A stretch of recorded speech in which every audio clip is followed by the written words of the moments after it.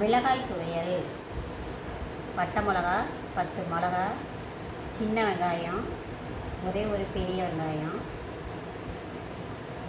தக்காளி, ஒரு சொல புளி, உப்பு, சின்ன வெங்காயம், ஒரு 5 தக்காளி,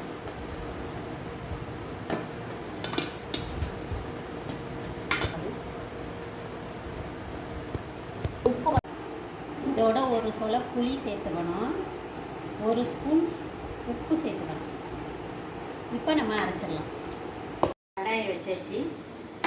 இப்போ நான் எண்ணெய் ஊற்றுறேன். நல்லெண்ணெய் ஊற்றலாம், ஊற்றி தாளிக்கலாம். ஆனால் அது ஒரு 2-3 நாளைக்கு கூட வச்சுக்கலாம். அந்த சட்னி வதக்கலை, நான் பச்சையாக தான் அரைச்சிருக்கேன். நல்லெண்ணெய் ஊற்றி தாளித்தா ஒரு 2-3 நாளைக்கு வச்சுக்கலாம். ஃப்ரிட்ஜில் ஸ்டோர் பண்ணி வச்சா ஒரு 2-3 நாளைக்கு வெளியில் எடுத்து வச்சு சூடு பண்ணி யூஸ் பண்ணிக்கலாம். நல்லெண்ணெய் ஊற்றி தாளித்தா. இப்போ நான் ரீஃபண்ட் ஆயில் தான் ஊற்றிருக்கிறேன். நல்லெண்ணெய் ஊற்றி தாளித்தா ஒரு 2 டேஸ் 3 டேஸ் யூஸ் பண்ணிக்கலாம்.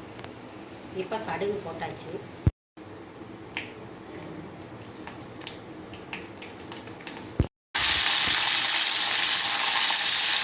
இப்போ இந்த துவையை அப்படி கொதிக்க வைக்கணும். பச்சை வாசனை போகிற அளவுக்கு கொதிக்க வைக்கணும். கொதிக்க விட்டுட்டு இப்போ நான் நைட்டு அரைக்கிறேன். காலையில் கொஞ்சம் மிச்சம் இருந்தால் கூட காலையில் ஃப்ரிட்ஜில் எடுத்து வச்சுட்டு காலையில் எடுத்து வச்சு வெளியே எடுத்து வச்சு சூடு பண்ணி சாப்பிடலாம். ஆனால் நல்லெண்ணெய் ஊற்றி தாளித்தா ஒரு 2 டேஸ் 3 டேஸ் ஃப்ரிட்ஜில் ஸ்டோர் பண்ணி வச்சா அவசரத்துக்கு யூஸ் பண்ணிக்கலாம். இதை ஒரு 5 நிமிஷம் நல்லா கொதிக்க வைக்கணும், பச்சை வாசம் போகிற வரைக்கும்.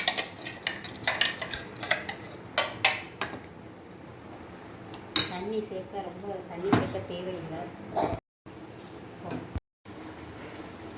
இப்போ நல்லா கொதிச்சிருச்சு. ஒரு 5 நிமிஷம் நல்லா சட்னி கொதிச்சிருச்சு.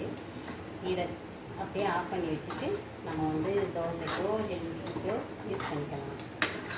நல்லாயிருக்கும் சட்னி. இதோட தேங்காய் சட்னியை சேர்த்து அரைச்சிட்டு அது சைடாக வச்சு பண்ணிட்டீங்கனாலும் நல்லாயிருக்கும். இதையும் மட்டுமே யூஸ் பண்ணிக்கலாம். இல்லை தேங்காய் சட்னி வச்சு இதையும் மிளகா இதையும் யூஸ் பண்ணிக்கலாம். இந்த வீடியோ பிடிச்சிருந்தா லைக் பண்ணுங்கள், ஷேர் பண்ணுங்கள், கமெண்ட் பண்ணுங்கள், மறக்காமல் சப்ஸ்கிரைப் பண்ணுங்கள்.